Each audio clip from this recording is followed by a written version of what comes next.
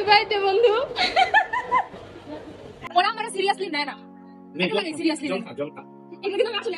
বন্ধু পাপ্পুর জন্মদিন, তাই বৃষ্টি বাদল সবকিছু উপেক্ষা করে আমি রিক্সা নিয়ে বের হয়ে গেলাম কলেজের উদ্দেশ্যে।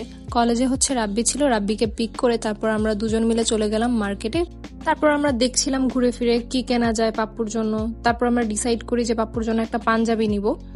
ফ্রাইডে ছিল তো, তাই ম্যাক্সিমাম শোরুম অফ ছিল, তো আমাদের জন্য একটু ডিফিকাল্ট হয়ে যাচ্ছিল পছন্দ করা।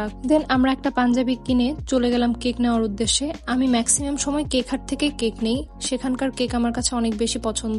আমি আর রাব্বি মিলে চলে যাই রংধনুতে। পাপ্পু তখন পর্যন্ত জানে না যে আমি জামালপুরে আছি, আর হচ্ছে আমরা আগের দিন থেকে পরদিন পর্যন্ত ওকে একটা বারের জন্য উইশ করিনি, তাই ওকে ফাপড় দিয়ে একটু সারপ্রাইজ দেওয়ার চেষ্টা করছিলাম।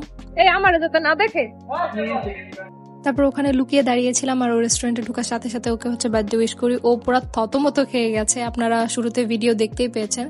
আসলে পাপ্পু জানতোই না যে আমি জামালপুরে আছি, তার মধ্যে রাব্বি ওকে ভুলভাল কি ফাপড় টাপড় দিয়ে ওকে মার্কেট এরিয়াতে নিয়ে আসে। এখন হচ্ছে ও কেকটা কাটবে।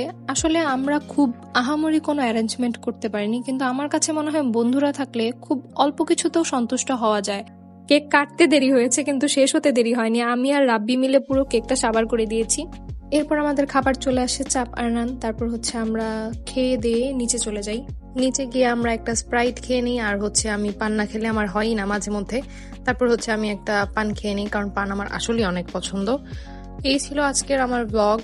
ইনশাল্লাহ নেক্সট ব্লগে আবার দেখা হবে। Thanks for watching this video. আল্লাহ হাফেজ।